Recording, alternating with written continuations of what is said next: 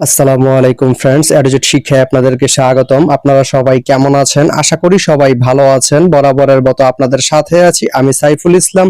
চলে এসেছি নতুন একটি ভিডিও নিয়ে। আজকে আমরা জানবো আপনি লাকসাম থেকে পাহাড়তলি যেতে কোন কোন ট্রেন রয়েছে, সেই ট্রেনগুলা ছাড়ার নতুন সময়সূচি, বন্ধের দিন এবং গিয়ে পৌঁছতে কতক্ষণ সময় লাগবে বিস্তারিত।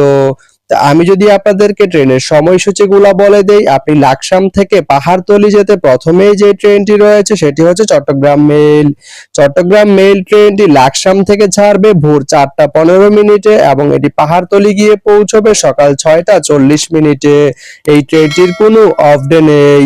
এরপরে রয়েছে কর্ণফুলী। কর্ণফুলী ট্রেনটি লাকসাম থেকে ছাড়বে দুপুর 2টা 54 মিনিটে এবং এটি পাহাড়তলি গিয়ে পৌঁছবে বিকেল 5টা 25 মিনিটে। এই ট্রেনটির কোনো অফ ডে নেই। এরপরে রয়েছে সাগরিকা।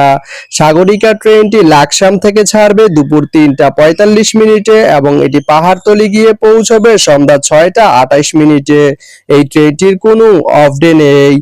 এরপরে রয়েছে ময়মনসিংহ মেল। ময়মনসিংহ মেল ট্রেনটি লাকসাম থেকে ছাড়বে বিকেল 4টা 51 মিনিটে এবং এটি পাহাড়তলি গিয়ে পৌঁছবে রাত 8টা 3 মিনিটে। এই ট্রেনটির কোনো অফ ডে নেই।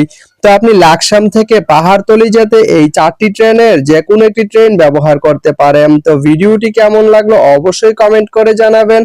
আর ভিডিওটি যদি ভালো লেগে থাকে বা আপনার কোনো উপকারে এসে থাকে তাহলে ভিডিওতে একটা লাইক করে দিবেন, কারণ আপনার একটা লাইক আমাকে অনেক ইন্সপায়ার করে নতুন নতুন আরো ভিডিও বানাতে। তো ধন্যবাদ সবাইকে ভিডিওটি এতক্ষণ ধৈর্য ধরে দেখার জন্য। ভালো থাকবেন, সুস্থ থাকবেন, এডুজেট শিক্ষার সঙ্গেই থাকবেন।